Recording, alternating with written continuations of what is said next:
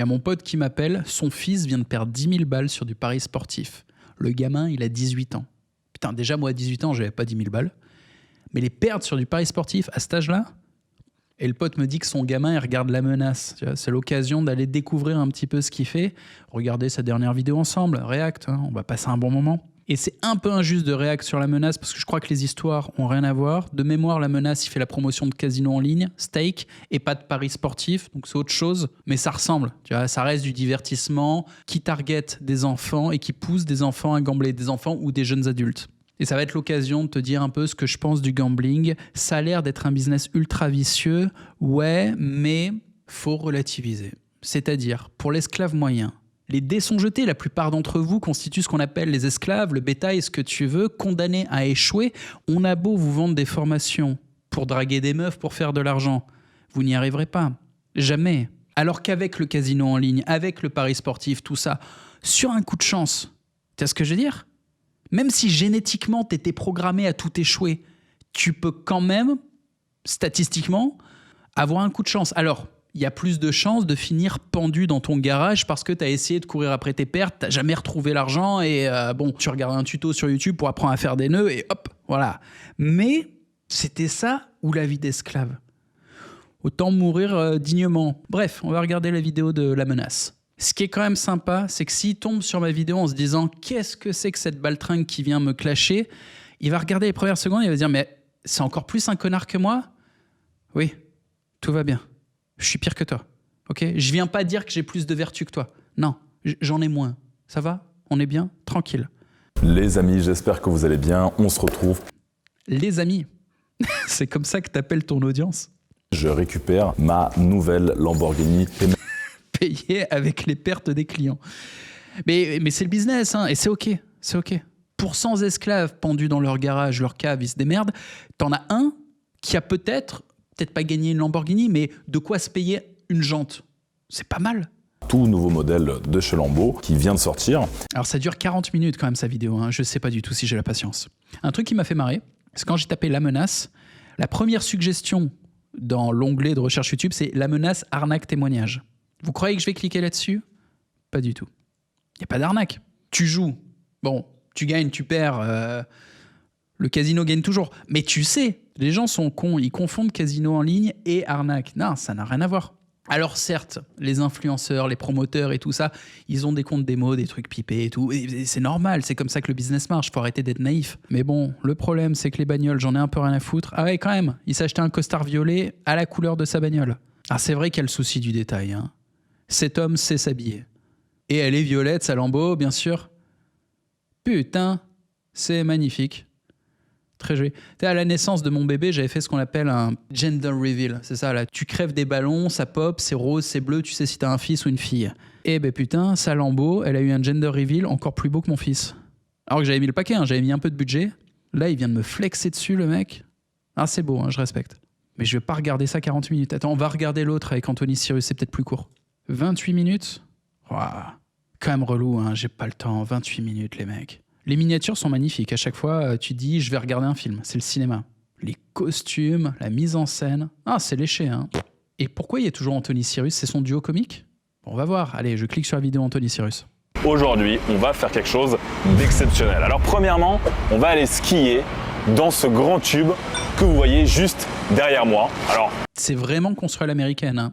Très, très technique. Les intros comme ça, moi je vous dis, je suis beaucoup sur le YouTube américain. Il y a peu de Français qui ont ce level-là. Il bosse, le mec. Vu d'ici, il est énorme. Il faut se dire que quand même là, on est à Dubaï, dans un désert. Il fait 30 degrés et malgré tout, derrière moi, il y a de la neige. Il démarre sa vidéo comme MrBeast. Je sais pas si tu vois. C'est tellement théâtralisé, cette manière de parler, on croirait que c'est un doublage. Genre le type, il parle pas français, mais il y a un doubleur français qui arrive, qui est à fond et qui est là. Aujourd'hui, ça va être exceptionnel. C'est bien, c'est ce qu'il faut faire. Pour du divertissement, il faut envoyer de l'énergie. Aujourd'hui, j'ai organisé une rencontre entre Anthony Cyrus et Chingiz. Donc c'est pas... Et pareil, c'est du bon business, hein. La collab, ça veut dire ramener l'audience de ses influenceurs sur sa vidéo. Et idéalement, buzzer un peu s'il y en a un qui tape sur la gueule de l'autre. C'est une surprise. Ni l'un ni l'autre ne sont au courant de tout ça. Oh, Anthony, mais qu'est-ce que tu fais là? Mais c'est C'est pas mal, il assume complètement la théâtralité, le fait de faire du divertissement, c'est son boulot. Comme je disais, il y a tout, il y a la mise en scène, il y a les costumes, il y a les figurants. Non, je dis de la merde, c'est pas les figurants, il y a des caméos, il y a des guest stars. C'est pas un figurant random. Avant, ouais, quand il faisait des pranks et tout ça, il transformait des anonymes en figurants en les persécutant un petit peu. Bon, c'est pas très propre. Mais là, non, on est sur de la guest star avec son audience. Mais c'est dingue, putain, tu m'as surpris, waouh. C'est une vraie surprise. Comment ça va, Anthony? Alors, faut vraiment être décérébré ou être très jeune pour apprécier le divertissement, mais je pense qu'il y a une grosse audience décérébrée jeune en France, donc c'est smart. Alors tu sais que beaucoup de personnes ont adoré notre duo. Il est Tu sais incroyable, hein. quand tu me mettais mal à l'aise dans les cabines d'essayage. Attends, j'ai plus mon pantalon là. Attends, je suis gêné. Il y a des gens dans la boutique. Oui, c'est vrai ça. Voilà, reste calme, respectueux, respecte ce qu'on s'est dit, ok? Ah ouais, t'aimes bien ça. Mais aujourd'hui, les amis, on m'a dit que c'était plus un duo, mais un trio. Un threesome, comme on dit. Un trio, oui. Un trio. On va rester poli, on va rester correct, monsieur Anthony Sirius. Allez. Un trio. Est-ce que j'ai Alors bon, l'époque Louis de Funès et tout ça, Jean-Pierre Mariel, la grandeur de la comédie française, non, oublie, à tout jamais. Mais il y a un nouveau duo comique en France. C'est-à-dire, ils sont pas bons, oui, mais d'un point de vue marketing, ils sont vachement meilleurs que les mecs à l'ancienne. C'est-à-dire, La Menace, il a tout vendu. Je crois qu'il a vendu du trading, une communauté privée, sans doute des bouquins, et là, il est sur du casino en ligne. Ah, OnlyFans, l'IA, mais il y a quoi qu'il n'a pas vendu? Et je trouve qu'il a bien fait de partir dans le gambling. Parce que là, il peut vraiment se lâcher en mode divertissement. Il n'est pas obligé d'être un pédagogue, d'avoir ce côté sérieux. Il n'est pas obligé de promettre aux gens « vous allez réussir grâce à vos compétences ». Non, c'est moins sale de leur dire « vous allez réussir grâce à la chance ». C'est plus honnête quelque part. Alors bon, ils vont perdre les gens la plupart du temps. Oui, mais pas de chance. C'est moins cruel que de dire « t'as raté ton business parce que t'es une merde au fond, t'y arriveras jamais ». T'as pas réussi à draguer les meufs parce que t'as vu ta gueule. T'as pas réussi à perdre du poids parce que t'as aucune discipline. T'as une génétique de merde aussi. Donc c'était niqué d'avance, tu le comprends. Non, tout ça c'est beaucoup trop dur. C'est ce qu'on appelle le marché de l'espoir, c'est le marché de la formation en ligne. Alors que le gambling, c'est honnête. Tu vas finir dans ta cave au bout d'une corde où il y a une petite chance, pas beaucoup, que tu te payes, tu vois un lambeau, tu te payes la jante. La jante alu, là, elle brille, tu la veux? Ouais, dans ta chambre, ça fera bien. Tu peux te la payer, si t'as beaucoup de chance.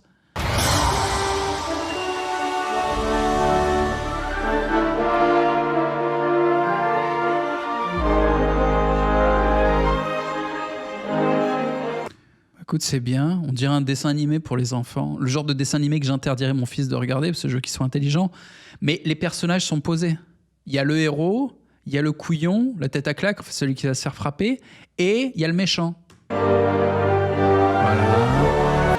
Ça va encore? Ça va et toi? C'est ça la maman Nayo?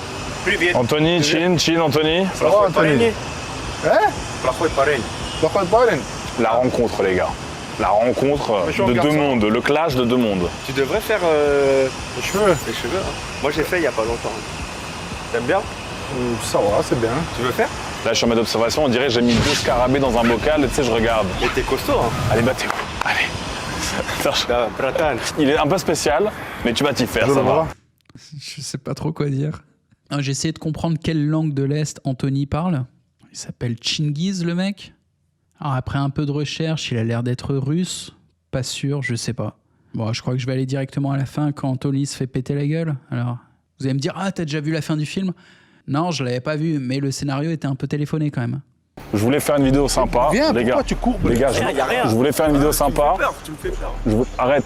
À chaque fois que tu parles, tu l'énerves. Donne-moi la main, sois un homme, Bolet. Eh, Un bonhomme. faites la paix en vrai de vrai. T'es ni chaud ni zéro. Ouais, ni zéro. Ni nada. On arrête la... Ok, bon, là il parle russe. Écoute-moi ça, chien. Nique ta race, t'as compris, Bolet? Tu me prends pour qui, Bolet? Sale chien, Bolet. C'est quand même une personal brand un peu spéciale. Anthony Sirius qui monétise en se faisant frapper dans les vidéos de La Menace. Mais tu sais qu'il y a pareil aux États-Unis. Il y a un mec qui s'appelle Neon. Ce type-là, là, ça te dit rien? Il se fait frapper par tout le monde. C'est sa personal brand. Et il est super connu. Là, il y a une vidéo, 10 millions de vues. Alors là, il s'était fait piquer ses godasses à New York ou je sais pas quoi. Il est en train de pleurer, des mecs qui lui mettent des steaks sur la tête. Et vieux, ce type-là est multimillionnaire, très très connu. Aujourd'hui, c'est un streamer américain, ultra connu. Et tout ça, c'était de la mise en scène. Bien fait, hein. Tu vois, tu te dis vraiment qu'il est en train de se faire bolosser? Non. Il les a sans doute payés, ces mecs. Et c'est là où tu vois que les Américains, ils sont forts. Parce que t'as envie d'y croire. Tu vois ce truc-là, tout le monde y avait cru. Hein. Alors que là, putain, mais personne n'y croit. La mise en scène est vraiment très médiocre. Ты чё, спокойно, ça va, frère? Ебальник Oh, mais t'es fou! Il sait pas jouer la comédie. Il sourit, regarde, il rigole encore, ce couillon. Tu vois là, le petit sourire de merde? Mauvais acteur. Néon, l'américain qu'on voyait tout à l'heure. Lui là, il chialait vraiment. Leonardo DiCaprio, méthode acting. C'est pour ça, des fois, j'ai un peu honte du divertissement français. Bah t'as cherché, frère. Putain, c'est bon. Tiens, je prends ta micro. Chin. Et toi, je traite de ma mère. Je vais te niquer ta race. Arrête. C'est un Russe ou c'est un Algérien? Je comprends pas. Il a dû passer trop de temps en France, cet homme. Moi, ce qui m'intéresse maintenant, c'est la pub pour le casino. À quel moment il place son produit? Il remet une baffe à Anthony ici? C'est tellement mauvais, j'ai pas envie de regarder, ça me met mal à l'aise. Putain, mais il est trop fort. Là, ça fait 5 minutes que je scrolle et j'ai l'impression qu'il n'y a pas de placement de produit. J'ai l'impression que tout ce qu'il fait, c'est ramener de l'audience, regarde, sur Instagram. Son Instagram, celui d'Anthony Cyrus et celui du Russe algérien. Et j'imagine après que c'est dans les stories Instagram qu'il fait la promotion pour le gambling. C'est vachement smart. Parce que sur YouTube, s'il met trop en avant le gambling, bah t'as les mecs en commentaire qui vont venir chialer et dire qu'ils ont perdu du fric. Alors que là, il en parle pas. Du coup, c'est hors sujet si en commentaire, les mecs ils viennent parler de ça. Je regarde les commentaires, ouais, ça parle pas de casino en ligne. Hein. Hein, c'est bien géré. Ils parlent tous de la vidéo, du jeu d'acteur notamment. Ça les fait marrer que le jeu d'acteur soit aussi mauvais. Mais vu que c'est assumé, ça passe. Non, c'est propre. Il y a des gens qui viennent se divertir sur la vidéo et c'est un bon divertissement. On n'est pas au niveau américain, mais pour du français, c'est très très bon. De toute façon, comme on dit sur YouTube, on mérite ses vues. Ça mérite 282 000 vues. Comme ma vidéo, elle mérite les 3000 vues qu'elle va faire. Mais attention, hein. Moi, c'est des vues de qualité, vous le savez, mon audience. Ai-je besoin de nouveau de vous flatter l'ego, vous rappeler que vous êtes l'élite de l'élite, les survivants de l'Elysium, hein. Loin au-dessus de la décharge et de tous les esclaves, votre destin glorieux, épique et pavé d'or étincelle le firmament, bien sûr. Ouais. Vous vous masturbez pendant mes vidéos ou pas? Bref, j'ai pas eu la patience, j'ai pas eu la foi de regarder plus que ça, mais c'était l'occasion, grâce à Max, de parler du gambling, qui est évidemment un truc toxique et vicieux, mais je suis quand même surpris de la longévité de Max. Parce qu'il y a un truc, hein. Normalement, quand on fait de l'argent un peu cracra comme ça, c'est-à-dire on n'offre pas de valeur, juste on en prend. Bah, l'argent nous file entre les mains, surtout quand on se paye des lambeaux, des trucs comme ça avec. Et la question, c'est combien de temps Max va réussir comme ça à avoir la grande vie en faisant du casino en ligne. Et il y en a qui arrivent un certain temps. C'est des exceptions. Je suis dans le business depuis des années. Et ce que j'observe vraiment, c'est que tous les mecs qui ont gagné du fric sur ce qu'on appelle des cash grabs, c'est pas du scam. Les cash grabs, c'est quand tu prends beaucoup d'argent honnêtement. C'est-à-dire, il prétend faire la promo des casinos. Oui, c'est ce qu'il fait. C'est pas du vol, tu vois. Il y a une chance de gagner. Un scam, t'as 0 chance. Tu payes, tu perds. 100%. Le cash grab, globalement, ça va pas le faire. Mais il y avait une chance. Et donc, tous les mecs qui sont dans les cash grabs et qui font ça même bien, généralement, l'argent qu'ils font, ils perdent. Je vais te dire, la plupart des business online sont des cash grabs. C'est très, très rare d'en sortir. Quand t'en sors, souvent, t'es dans l'usage. Moi, je suis dans le business du processing. T'as un marchand qui, grâce à moi, accède à un système de paiement fiable. Et je prends un pourcentage sur la transaction. Ouais, mais il faut d'abord que le marchand ait fait sa transaction. Donc, il a eu accès au service. Voilà, c'est le business de l'usage. Tous ces business-là sont assez lents à mettre en place, assez difficiles en réalité. Et l'argent n'est pas aussi gros que sur des cash grabs. Donc, c'est moins stimulant, il y a moins de dopamine, mais putain, c'est vachement plus stable. Encore une fois, c'est mes observations. Tous les businessmen que je connais qui sont dans des business qui offrent un tant soit peu de valeur, ils tiennent beaucoup plus longtemps dans la durée. Ça reste difficile, hein. Faut beaucoup travailler pour offrir un business de valeur qui soit rentable, pour avoir les deux. Et les mecs qui font des cash grabs, soit ils explosent, soit ils doivent tout le temps recommencer des nouveaux business. C'est ce qu'il a fait, hein, la menace. Je te répète le truc, IA, OnlyFans, trading, casino en ligne, communauté privée, je sais plus quoi. L'énergie que ça représente, tu vois ce que je veux dire? Si au lieu d'avoir fait tous ces business et aujourd'hui du gambling, il s'était dit, attends, je vais faire un bon business, mais je vais bien le faire, je vais prendre le temps. S'il avait fait ça dès le début, peut-être qu'il aurait mis moins d'énergie pour en faire un, plutôt que les 5 ou 6 qu'il a dû comme ça cramer, changer, trouver un truc de nouveau. Mais c'est pas évident. C'est pas évident parce que la vérité, c'est que tu fais pas un business qui apporte de la valeur et qui marche. Moi, ça fait longtemps que j'essaye de faire un business qui apporte de la valeur. Putain, il m'en a fallu plusieurs tentatives. Hein. Genre, il a fallu des années de tentatives. Mais t'imagines, tout ce qu'il a fallu que je fasse avant de trouver enfin mon business qui marche et qui offre de la valeur. Les deux. Putain, mais il m'a fallu 15 ans d'entrepreneuriat. J'ai 40 ans, tu vois. Il m'a fallu tout ça, toute cette recherche, toutes ces tentatives pour arriver à avoir un truc stable. Et je te jure que chaque euro obtenu avec ce nouveau business clean a été 10 fois plus difficile à obtenir que tout ce qui est business de l'espoir. C'est beaucoup plus difficile. Mais j'ai le sentiment que là, j'aurais pas à changer de truc parce que ça me pète à la gueule et je vais pas non plus m'ennuyer. Tu ne t'ennuies pas en voyant que tu provides vraiment de la valeur.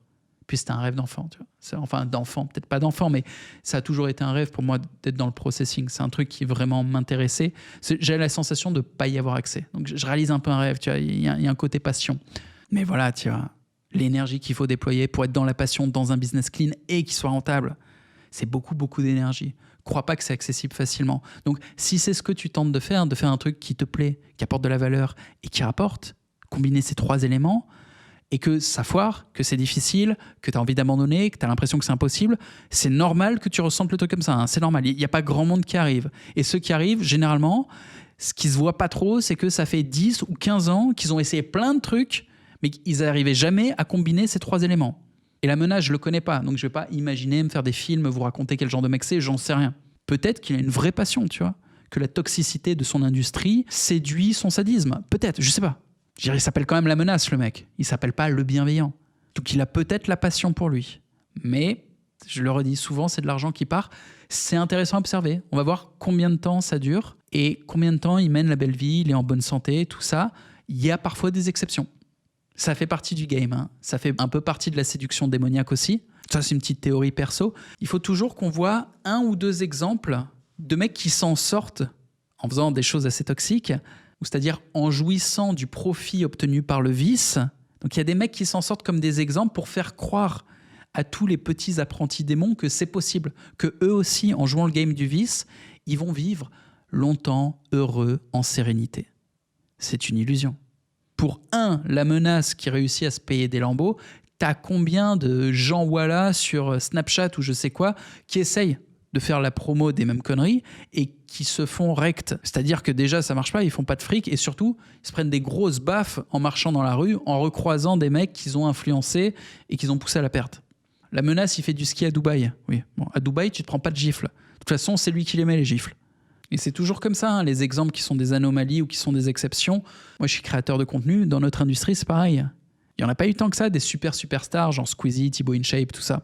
Bon, ces mecs-là, ils servent à faire croire aux autres que c'est possible, qu'ils vont y arriver. Du coup, tu as des millions d'influenceurs ou des wannabe influenceurs qui se disent « je suis le prochain Squeezie ». Non. Statistiquement, l'influenceur de base, il va faire ses 500 vues sur YouTube. S'il bosse bien, il va faire 5000, 50 000 vues. Ça ne suffit pas. Si le mec est une demi-fiotte et qui fait seulement de la YouTube Money, faire 50 000 vues par semaine, ça ne te nourrit pas. Tu es obligé de faire comme la menace et monétiser pour de vrai. Et tu vas vers ce qui monétise le plus, donc sur les pertes de tes clients idiots, donc du gambling. Là, ouais. Mais attention, lui, il ose parce qu'il a des couilles. Un peu de cynisme, j'imagine. Mais il ose, il le fait. L'influx français de base, putain, il ose même pas aller à Dubaï. Alors faire du gambling, oublie. L'influx français de base, son rêve, c'est d'être le prochain Norman. Norman, c'est un mec qui pleure en vidéo face caméra parce que ça n'a pas trop marché avec un demi-boudin qu'il a essayé de tripoter. Enfin, c'est ça, tu vois. Du coup, il n'y a pas de morale. Tu sais, à la fin des vidéos, des fois, tu crois qu'il y a une morale, comme dans un épisode des Simpsons. Non, tranquille. On est bien, là. Il n'y a pas de pression. Il n'y a pas de morale, il n'y a pas de conclusion. T'as passé un bon moment ? C'est cool. Bisous.